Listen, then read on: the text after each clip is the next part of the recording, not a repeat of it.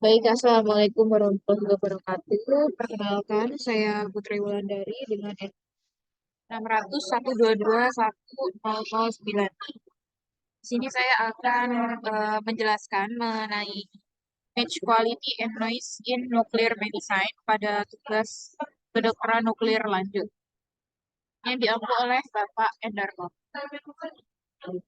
Pada materi kali ini, pada image quality in nuclear medicine sendiri terbagi menjadi tiga. Yang pertama ada resolusi spasial, kontras, dan noise-nya. Kemudian yang kedua, evaluasi, deteksi, dan observe performance-nya. Kemudian yang ketiga, PA dari imaging instruments.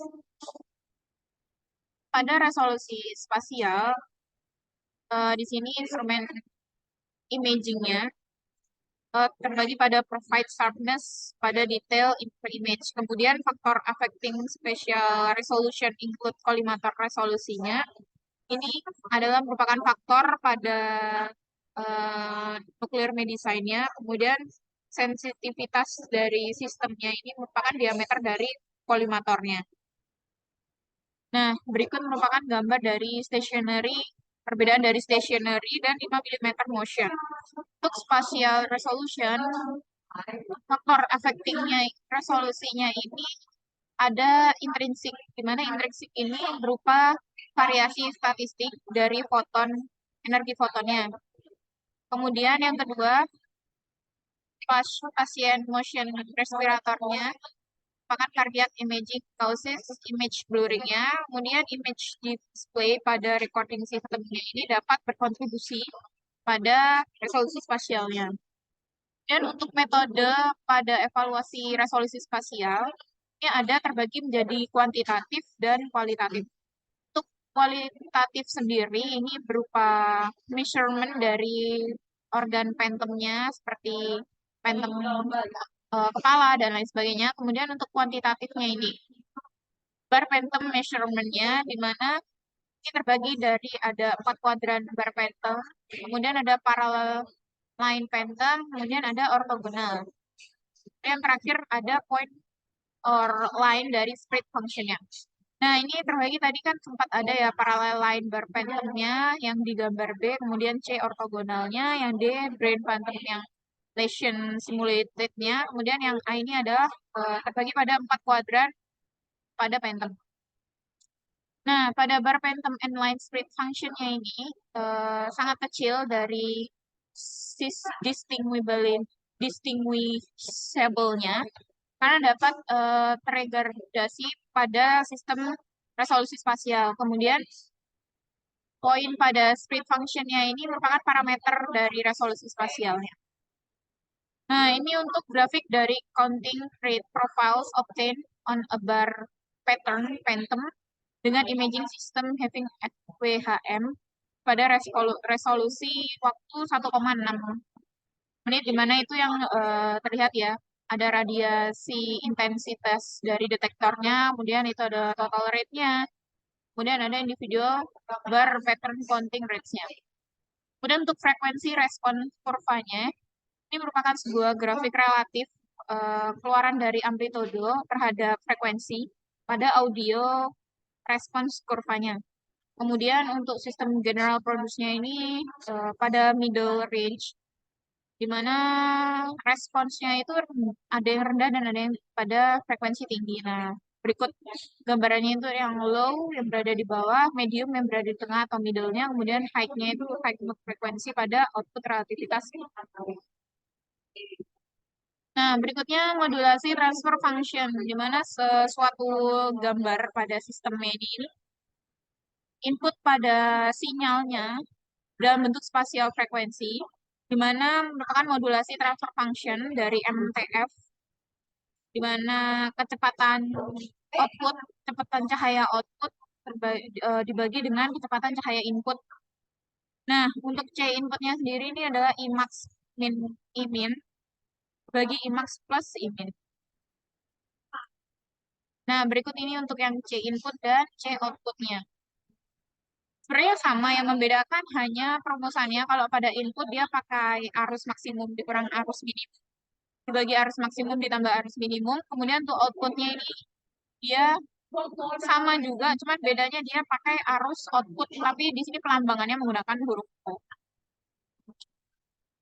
Nah, ini untuk source to collimator distance-nya. Jarak kolimatornya itu untuk yang 2,5 cm terlihat sedikit lebih tinggi ya. Kemudian berbeda dengan yang 10 cm ini terlihat sangat landai sekali. Kemudian untuk modulasi transfer function-nya ini ada yang frekuensi rendah, tetapi responnya itu bagus. Dimana dia membutuhkan garis coarse details pada image dan hal tersebut itu mempresentasikan dari detection relatively large-nya, di mana kontrasnya itu sangat rendah.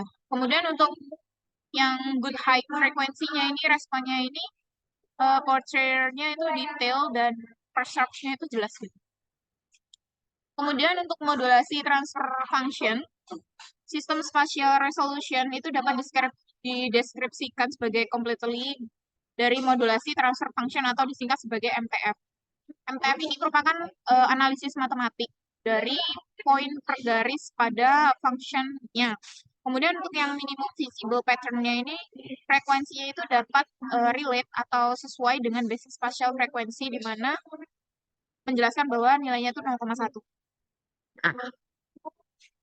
Nah, pada modulasi transfer function, MTF-nya ini mengalami perbedaan komponen pada sistem gambarnya, di mana perumusannya adalah MTF-nya itu dikalikan dengan input, dikalikan MTF yang C-nya.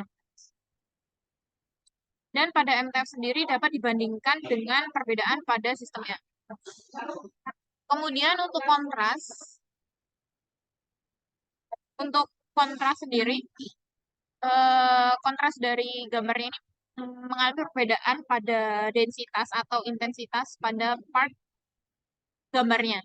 Nah, di sana ini dipengaruhi oleh beberapa faktor kontras pada radiofarmatikal, seperti high glation pada background-nya. Kemudian untuk film kontrasnya ini, transparansi dari kontras yang lebih baik pada polaroid filmnya. Nah, kemudian untuk background count rates, itu dapat tereduksi pada gambar dengan kontras yang stabil, dan scatter radiasi dan septal penetrasinya ini memberikan efek yang sama dengan background pada gambarnya. Kemudian untuk pulse take analyzer could be used for the scatter rejection, ini mengalami degresi pada counts dan increase pada noise-nya.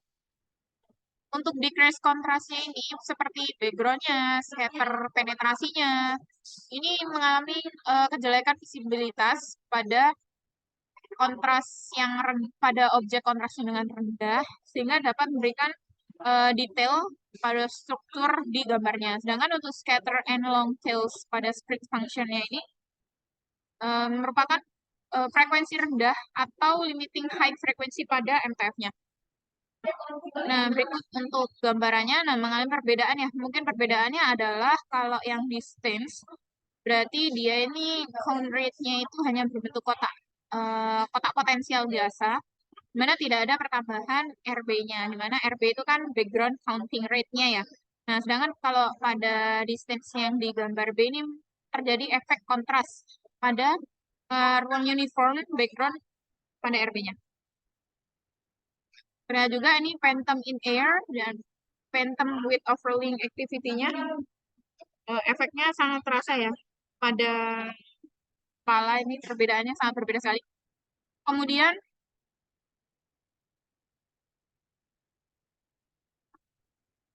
nah, untuk yang noise sendiri, gambar noise ini terjadi pada struktur random, struktur yang mengalami kayak randoman gitu. Mana struktur random tersebut ini tidak hanya yang random saja, tapi ada yang tidak random. Ini berupa superimpose and interferting dengan persepsi pada struktur interestnya. Kemudian untuk struktur noise, ini dapat dari radionuklida, distribusi radionuklidanya pada sistem artefak. Nah, itu yang dapat menyebabkan noise pada strukturnya. Kemudian untuk random noise-nya ini terjadi pada variasi statistikal, pada count rate, dan sangat berdampak pada faktor nuklir medisinnya. Nah, ini untuk example dari respirasi motion artifact pada reclinier scanning-nya.